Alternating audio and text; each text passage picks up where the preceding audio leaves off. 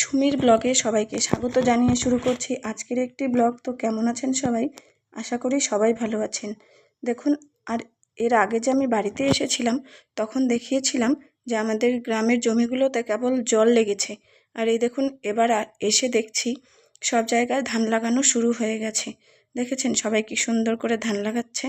আর ভাবছেন যাচ্ছে কোথায়? যাচ্ছে আমাদের গ্রামের সেই স্টেশনে। এর আগের ব্লগে তো আপনাদের দেখিয়েছি জায়গাটা কত সুন্দর। তো দেখলাম গ্যালারিতে আরও অনেকগুলো ভিডিও আছে, তো ভাবলাম চলুন এগুলোও আপনাদের সাথে একটু শেয়ার করি। এদিকে দেখুন আমার বান্ধবী এসে ছবি তোলায় ব্যস্ত হয়ে পড়েছে, আর ওদিকে ভাস্তা বউ ও ইনস্টাগ্রামে ভিডিও বানাতে ব্যস্ত, ও গান চুজ করছিল। আর আমি দেখুন নিচে থেকে এতটা উপরে চলে এসেছি, আর জায়গাটা কি সুন্দর লাগছে উপর থেকে। এই যে সামনে যে ঘরগুলো দেখতে পাচ্ছেন, এগুলো না কোয়ার্টার। যারা এই রেলের চাকরি করে তারা ফ্যামিলি নিয়ে এই ঘরেই থাকে, মানে তাদেরকে এই ঘরগুলো দেওয়া হয় থাকার জন্য।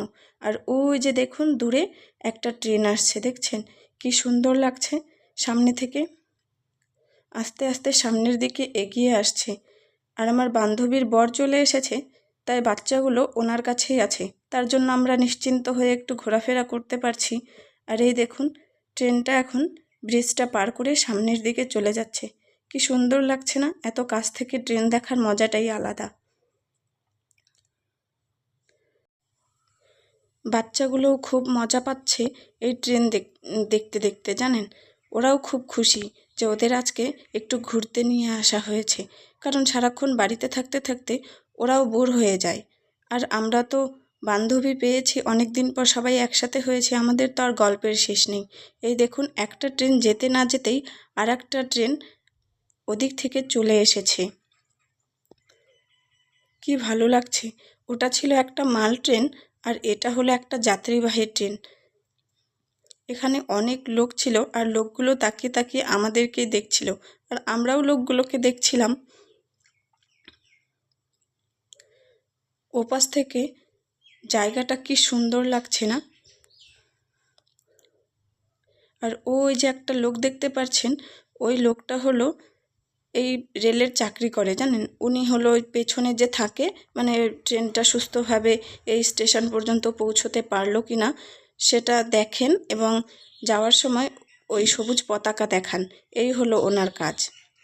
চলুন এবার তাহলে বাড়ি যাই, অনেক হলো ঘোরাফেরা, ছবি তোলা।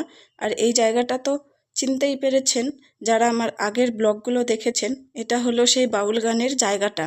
দেখুন সন্ধ্যা হতে না হতে কত মানুষ জমা হয়ে গেছে। আমরাও তো আরেকটু পরে আসব, তার জন্য তাড়াহুড়ো করে বাড়িতে যাচ্ছি। বেশ সন্ধ্যা সন্ধ্যা লেগে এসেছে। আর এই যে লোকগুলো দেখছেন, এখানে ছিল দুটো বান্ধবী আর তার শাশুড়ি, মামি, আরও কয়েকজন চেনা মানুষই। তো তাদের সাথে একটু গল্প টল্প করে এখন আমরা চলে যাচ্ছি বাড়ির দিকে।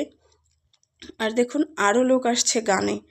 আমরাও তাড়াতাড়ি করে বাড়িতে যাব, তারপরে গিয়ে আবার রেডি হয়ে গানে যেতে হবে। আর যেহেতু লাস্ট গান, তাই আর আজ দেরি করলে চলবে না, ভেবেছি একটু তাড়াতাড়ি যাব আর সারা রাত থাকবো। তবে একটা বাচ্চা আছে, বাচ্চার কথা চিন্তা করে আবার থাকতে ইচ্ছে করে না। দেখি যদি পারি তাহলে থাকবো, না হলে তো বাড়িতে আসতেই হবে। আর এই যে দেখছেন, এটা হলো সেই বাউলের বাড়ি। আগের ব্লগগুলো যে যারা দেখেছেন তারা তো অবশ্যই চিনবেন। তবে আজ আর উনি গান করবেন না, জানেন।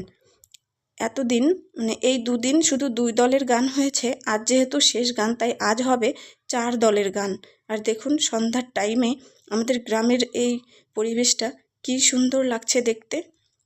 আর সামনে থেকে আসছে একটা গাড়ি। বান্ধবীরা চলে গেছে বাড়িতে, এখন এই রাস্তাটুকু না আমার একাই যেতে হবে। দেখেছেন রাস্তাটা কি অন্ধকার। এখানে একটা লাইট দেওয়া থাকলে ভালো হতো, বলুন। তবে বেশিটা দূর না বান্ধবীর বাড়ির থেকে আমার বাড়ি। আর আমি যেহেতু এই গ্রামের মেয়ে, তাহলে আমার রাস্তাঘাটে ভয় একটু কমই। বাড়িতে এসে দেখি আমার ভাস্তি, মানে আমার জ্যাঠাতো দাদার মেয়ে, ও সন্ধ্যা দিচ্ছে, কারণ আমার আসতে একটু দেরি হয়েছে তাই। ও আবার বলছে তুমি ভিডিও করা বন্ধ করো। তো চলুন আজকের ব্লগটা এই পর্যন্তই। ভালো লাগলে লাইক কমেন্ট শেয়ার করে দেবেন। দেখা হবে পরের একটা